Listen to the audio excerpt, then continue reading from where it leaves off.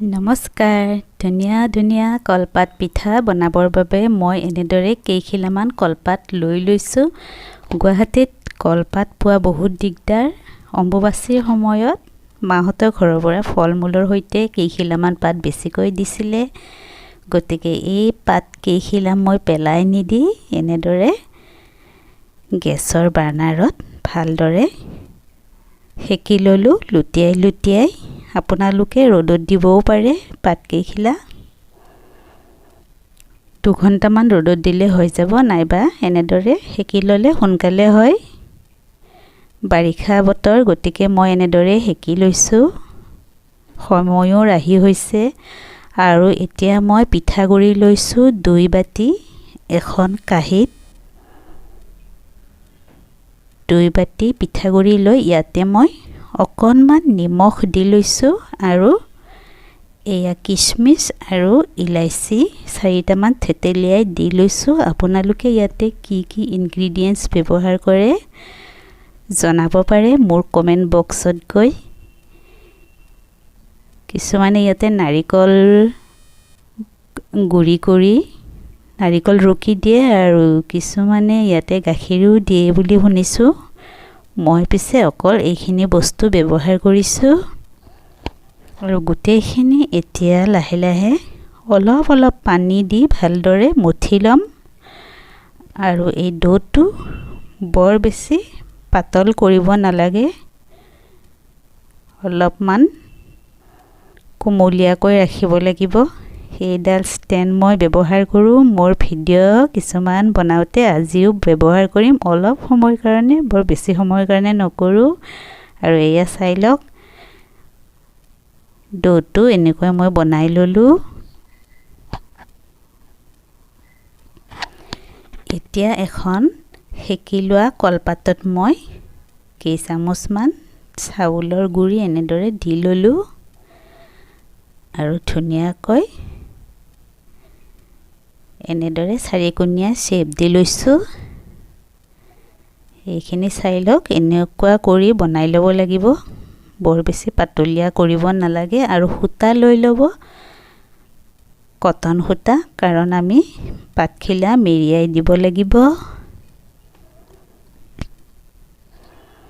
এনেদৰে চাৰিও ছাইডৰ পৰা পাতখিলা আমি জাপি দিব লাগিব।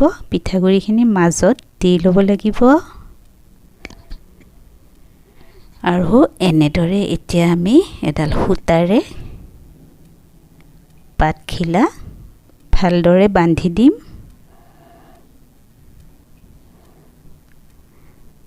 এয়া চাওক, মই আৰু এটা এনেদৰে লৈ ল'লোঁ, বনাই ল'লোঁ পিঠাগুড়িৰ।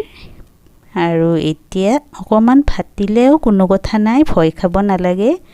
পাতখিলা বেছি ফাটি যাব নালাগে, গুড়াখিনি ওলাই যাব পাৰে। অকণমান ফাটিলে এনেদৰে জাপ দিওঁতে জাপৰ মাজত সোমাই যাব, একো কথা নাই। এতিয়া মই এইখনো বান্ধি ল'ম। বান্ধোতে চাব যাতে কাঠিটো জোৰত মাৰোতে পাতখিলা ফাটি নাযায়। আৰু কেৰাহীত প্ৰায় মই 2 মগ গৰম পানী দিছোঁ, পিঠাকেইটা ডুব যোৱাকৈ। আপোনালোকেও দি ল'ব এনেদৰে। তাৰ পাছত ভালদৰে পানীখিনি গৰম হ'লে পিঠাকেইটা দিব আৰু ঢাকনিখন এনেদৰে লগাই দিব। 20-25 মিনিটমানৰ বাবে উতলিবলৈ দিব। 20-25 মিনিট পাছত পিঠাকেইটা এনেদৰে এবাৰ এখন চামুচেৰে লাৰি চাব। যদি টান হৈছে আৰু পাতকেইখিলা বৰণ সলনি হৈছে, পিঠাকেইটা সিজিছে, আপোনালোকে জুই বন্ধ কৰি দিব পাৰে। আৰু আধা ঘণ্টাৰ বাবে ঠাণ্ডা হ'বলৈ দিব। ঠাণ্ডা হোৱাৰ পাছত এনেদৰে পিঠাকেইটা এখন ফুটা থকা চালনী বা চৰিয়াত লৈ ল'ব, পানীখিনি যাবৰ বাবে। এনেদৰে চালনী এখনত পিঠাকেইটা লৈ ল'ব।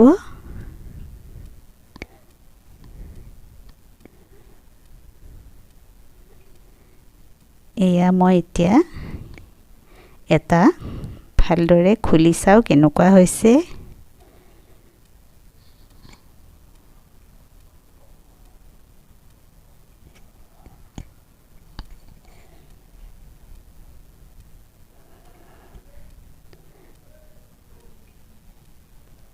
এয়া চাওক পিঠাটো ধুনীয়াকৈ সিজিছে আৰু দেখিবলৈও ধুনীয়া হৈছে।